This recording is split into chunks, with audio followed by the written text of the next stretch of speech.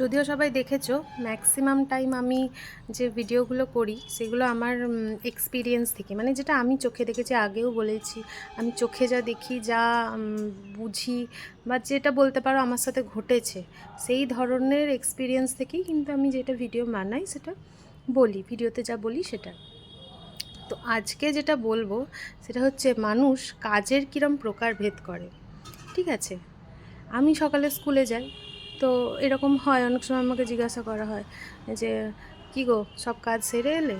তা আমি এরকম বলি, হ্যাঁ আজকে এই চট করে একটু আলু ভেজে দিলাম, জলখাবারটা হয়ে যাবে।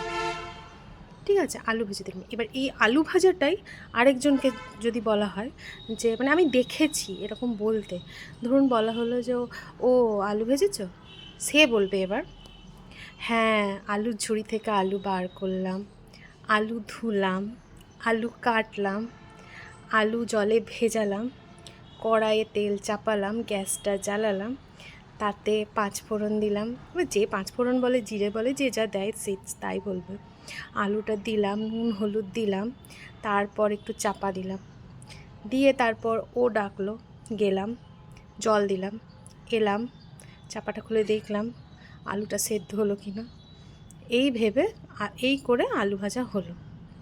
ব্যাপারটা কিন্তু আলু ভাজাই, যে আলু ভাজাটা বলে চট করে একটু আলু ভেজে দিয়ে এলাম, সেও কিন্তু আলুই ভেজে এসছে, আলুটা সেদ্ধ করেই এসছে।